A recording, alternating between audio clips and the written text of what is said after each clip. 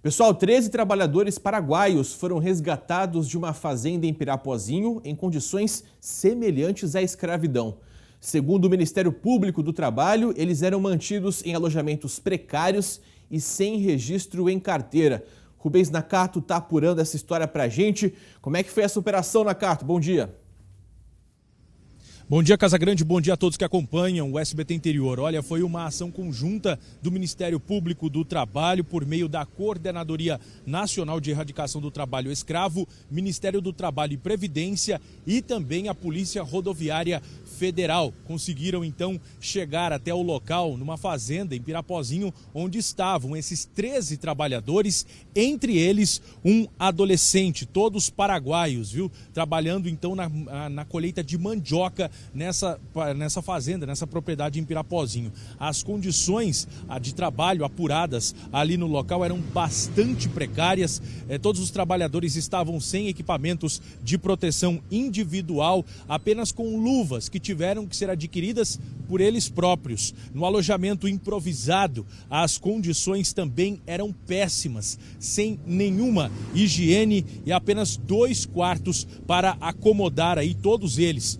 Os trabalhadores dormiam em colchões no chão e tinham até que dividir esses colchões. Olha, todos estavam sem registro em carteira e as autoridades concluíram ainda que foram aliciados diretamente do Paraguai para Pirapozinho, onde estavam trabalhando nesta fazenda. Os trabalhadores, então, diante de todas essas constatações, foram resgatados pelos auditores fiscais do Ministério Público do Trabalho, levados para um hotel em Pirapozinho, e o fazendeiro contratante foi está sendo, aliás, obrigado a custear hospedagem e alimentação dessas pessoas até que elas consigam retornar ao Paraguai. Olha, e foi firmado ainda um termo de ajustamento de conduta com ele para que pague todos os direitos trabalhistas desses trabalhadores e também as passagens de volta ao Paraguai. Ele também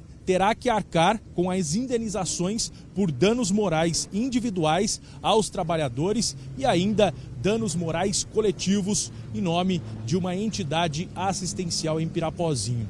O que chama atenção é que esse é o segundo flagrante de uma situação aí análoga à escravidão na região em menos de um mês.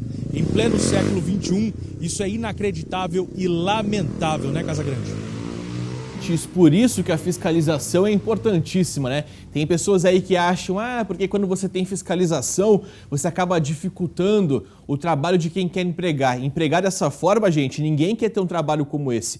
E os aliciadores também operam sempre da mesma forma. Buscam trabalhadores ou em regiões bem afastadas, norte, nordeste ou extremo sul do país, trazem aqui para o Sudeste com a promessa de emprego, com a promessa de pagamentos e nesse caso que nós vimos, trouxeram estrangeiros, quer dizer, atravessaram a fronteira e trouxeram para a região o pessoal do Paraguai. Quando chegam aqui, se deparam numa situação lamentável, não se tem o mínimo de dignidade para conseguir trabalhar de maneira tranquila, dormir num ambiente limpo e com um mínimo de estrutura. A gente vê que realmente tem muita coisa que mudar, principalmente a mentalidade, porque quem faz esse tipo de contratação, Nakato, fazendeiros como esse, que acham normais esse tipo de relação de trabalho, realmente não tem salvação, porque se o cara fez isso uma vez e voltar a fazer, quer dizer, ele acha isso normal. E na cabeça dele, muitas das vezes ele fala o seguinte, estou fazendo um favor em empregar